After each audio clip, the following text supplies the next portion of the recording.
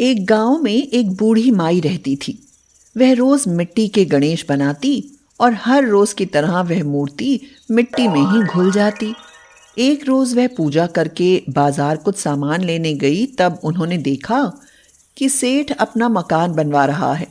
अरे बेटा, मेरे लिए एक पत्थर का गणेश बना दो। अरे जा जा, जितने हम तेरे पत्थर का गणेश बनाएंगे उतने में अपनी दीवार न बना लेंगे। एक गणेश ही बनाने को बोल रही हूँ, कौन सी तेरी जायदाद मांग ली। अरे जा यहाँ से, बढ़ियाई मूर्ति बनवाने वाली हैं।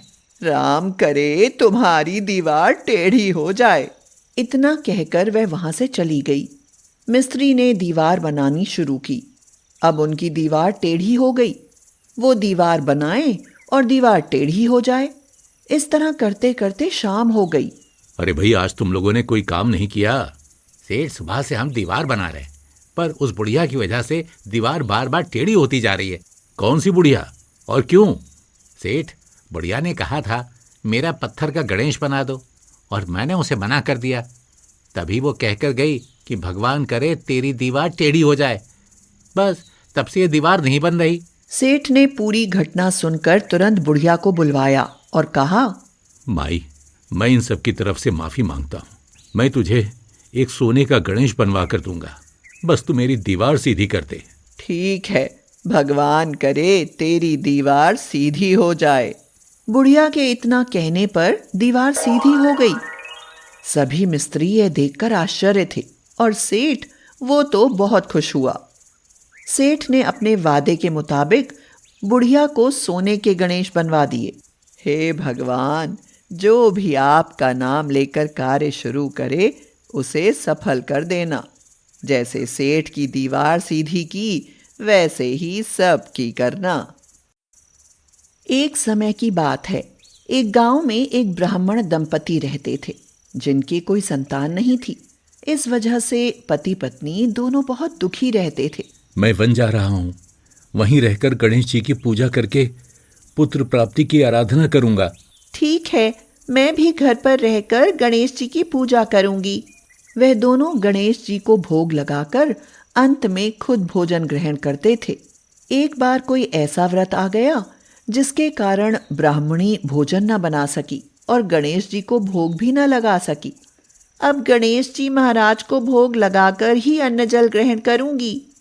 ऐसा सोचकर वह भूखी प्यासी 6 दिन तक पड़ी रही और बुधवार के दिन गणेश जी की पूजा पाठ के पहले ही मुरझा गई।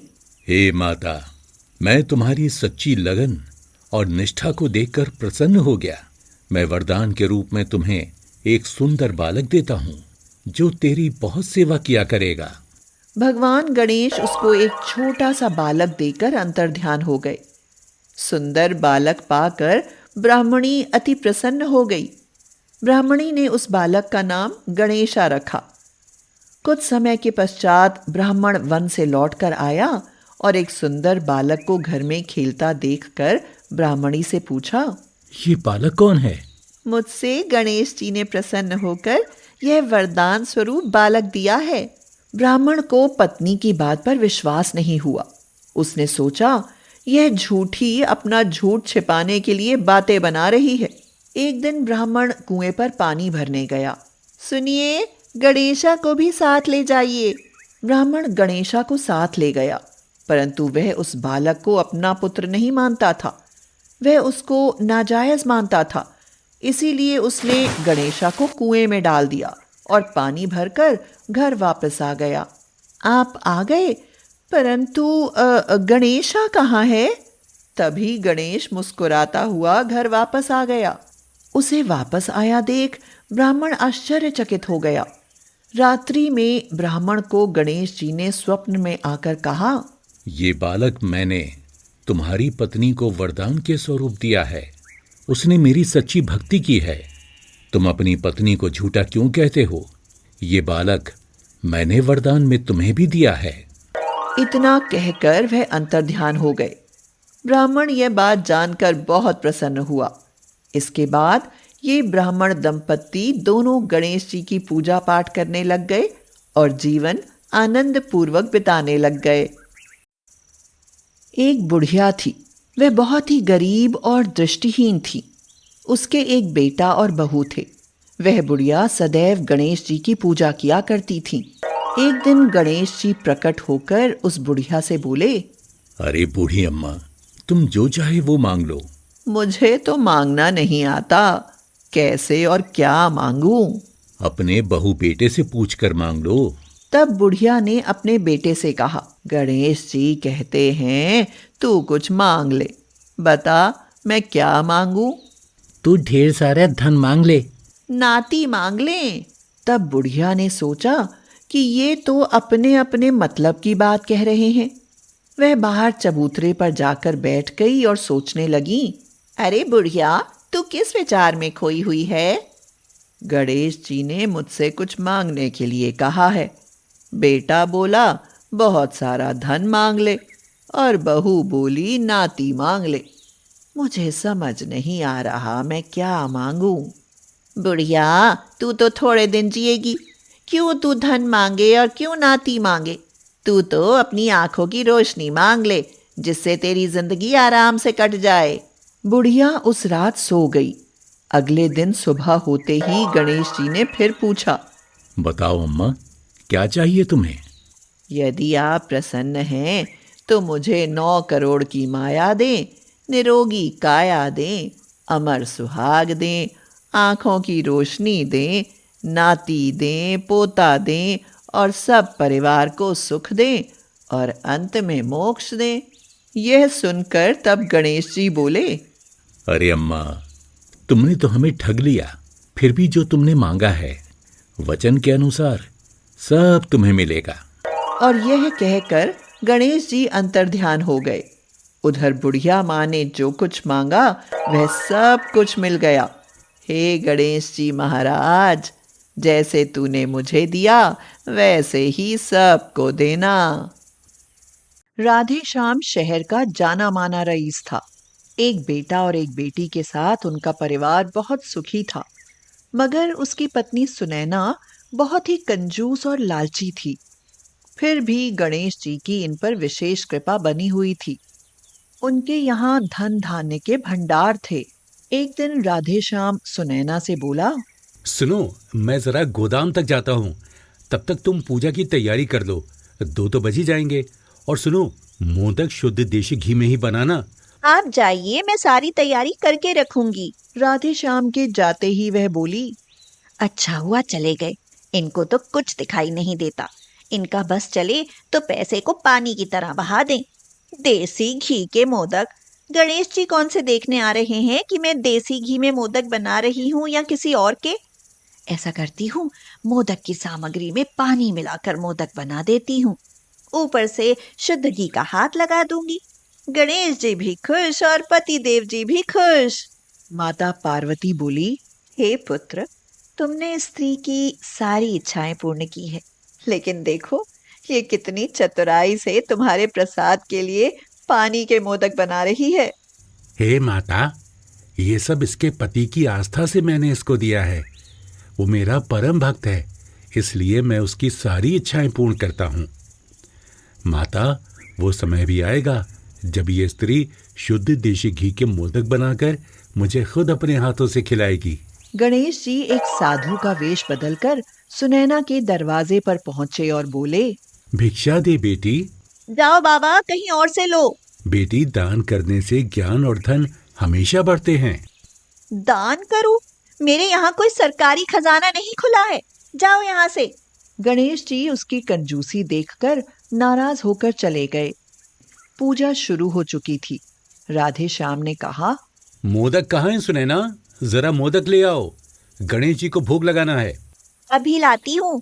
देखो, मैंने आधा कनस्तर देसी घी डाला है इनमें। पूजा अभी खत्म भी नहीं हुई थी कि राधे श्याम बेहोश होकर गिर पड़ा। सुनैना घबरा कर बोली, अरे ये क्या हो गया इन्हें? गणेश जी, इनकी रक्षा करना। विजय बेटा, जल्दी इधर आओ। देखो देखो, तुम्हारे पिताजी को क्या हो गया है। इन्हें वैद्य जी के पास लेकर चलो जल्दी। ठीक है माँ, अभी चलते हैं। वो वैद्य जी के पास पहुंचे।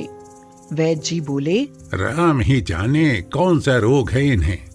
ना तो ये देख पा रहे हैं और ना ही बोल पा रहे हैं। मुझे बहुत सी औषधियां तैयार करनी पड़ेंगी जिसमें बहुत खर्चा आ जाएगा।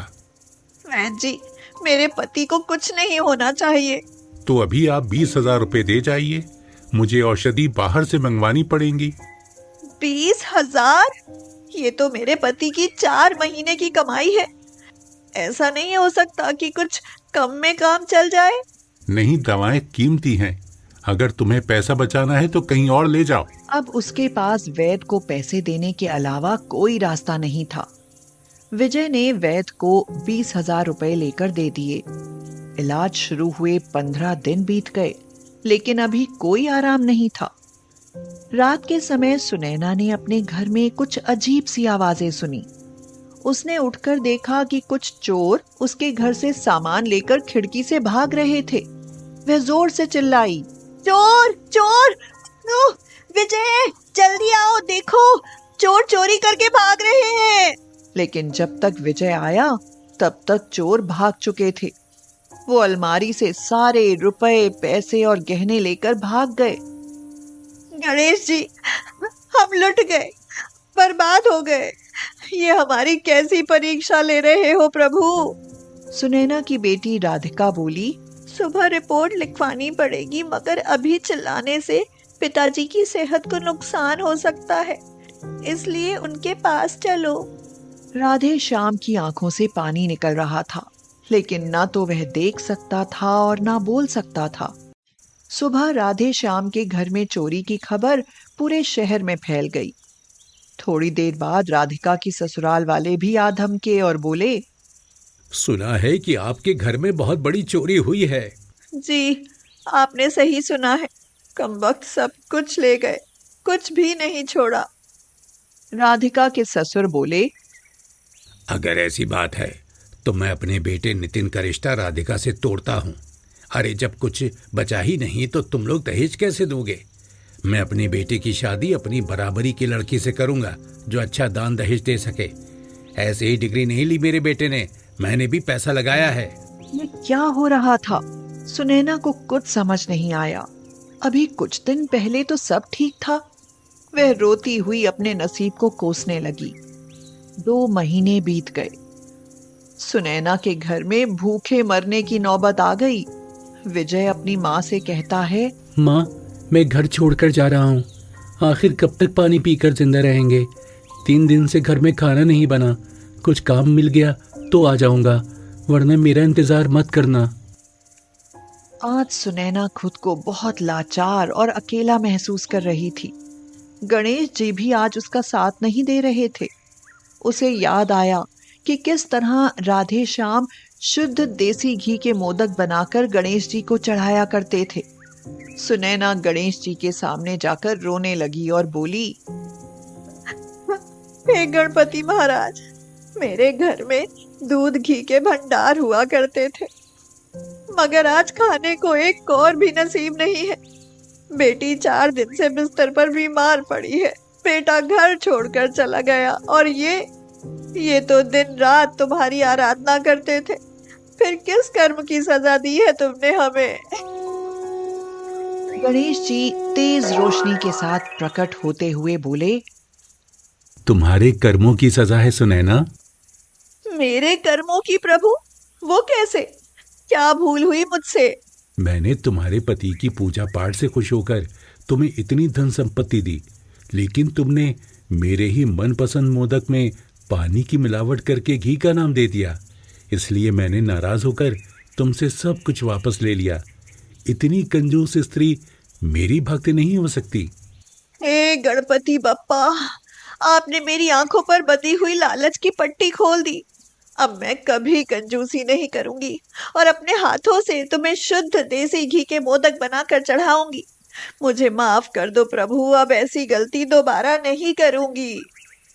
ठीक है सुनैना, मैं अपनी प्रिय भक्त को और ज्यादा कष्ट में नहीं देख सकता और तुम्हारी कंजूसी की सजा उसे बहुत मिल चुकी। अब उसके कमरे में जाकर देखो, वो ठीक हो गया है। सुनैना ने गणेश जी को शत शत प्रणाम किया और दौड़ी हुई कमरे में गई। आप ठीक हो गए? हाँ सुनैना, गणेश जी की कृपा से मैं ठीक हो गया। अरे विजय बेटा, तुम आ गए। हाँ माँ, मुझे काम मिल गया है और काम भी राधिका के ससुर जी ने दिलवाया है। आज वो रास्ते में मिले। उन्हें अपनी गलती पर बहुत पछतावा है। अब राधिका की शादी नितिन के साथ ही होगी। कुछ देर बाद पुलिस आ गई।